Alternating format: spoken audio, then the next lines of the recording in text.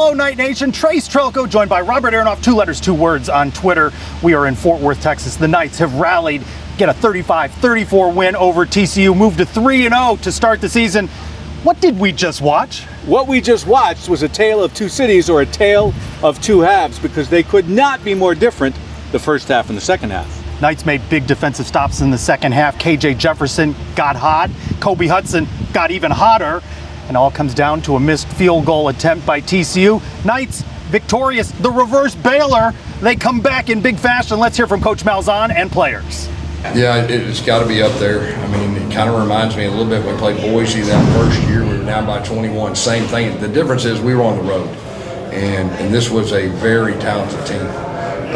Their quarterback is the real deal. Their defense coordinator, they do a good job. And, early on, like I said, we were trying some different things, and then finally we settled in and simplified things, and we were able to start having success offensively. That's all it was. The whole time, we were down 28-7. Guess what I told them boys? This ain't just another day of fall camp, another day of summer workouts, Friday. We never break. We never been broken. You feel me? So we never been broken. So during the whole game, nobody held their head down. We all believe.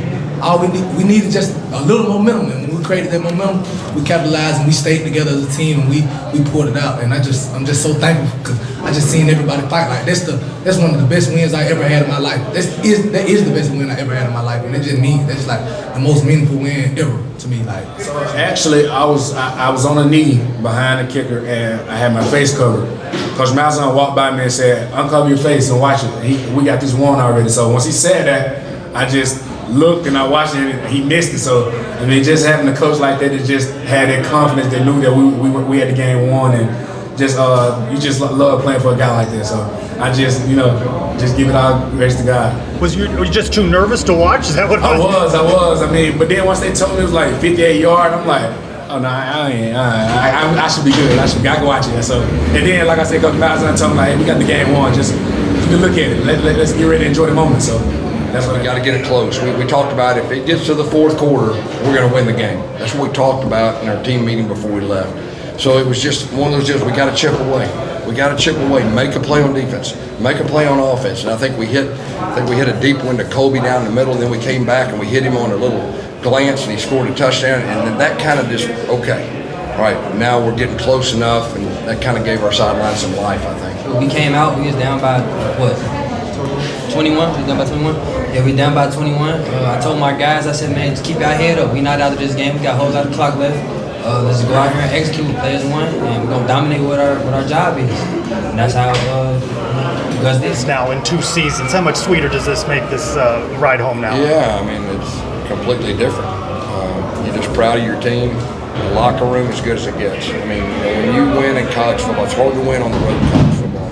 When you do that, but when you see your players and how they react, that's a really, really special moment, for all of our coaches. So that was the emotion post-game from UCF. Obviously, a very happy team flying back to Orlando. But as part of our team coverage, you had opportunity to be with TCU head coach Sonny Dykes and players. I imagine a completely different scene. Yeah, it was very, very different. And, they were trying to convince themselves that things are going to be fine, they're going to learn and get better. But they reflected a lot on the ability for UCF to run the ball. And they mentioned specifically the 4 running backs that we had, that we kept fresh, that was able to make a difference for them. Let's hear that post-game reaction now. No, not really. I don't think they did anything differently at all. They ran exactly the same plays in the second half they did in the first half. That's what running the football does for you, though. When you consistently run the ball and can run the ball, and you've got big backs and they're powerful and strong and finish runs, and your quarterback's 260 pounds and he can run the ball, that starts to wear down a defense, and that's what happened to us. We didn't get off the field on some third downs that we got off on the first half, and they converted some. We did a really good job on third down and not in the first half, and not as good in the second half. No, not really. Just some minor adjustments they made, some different things they did, bringing certain pressures and stuff, but nothing really. We just got to execute better. That's what it comes down to. You can't have penalties, and you can't have missed assignments, and there's some throws I probably should have made. So it's frustrating, but it is what it is. So during that time in the locker room, I had a chance to ask specifically both of the quarterback and the head coach, did they see something different out of UCF in the second half? And the answer was a little surprising, because the answer was no, we really didn't see anything different. They ran the same plays, they used the same scheme. Nothing was different, but they executed better. And they admitted that they made some small mistakes that added up, and those small mistakes was the difference in the game. Well, but mistakes nearly cost UCF this one. A couple of block kicks.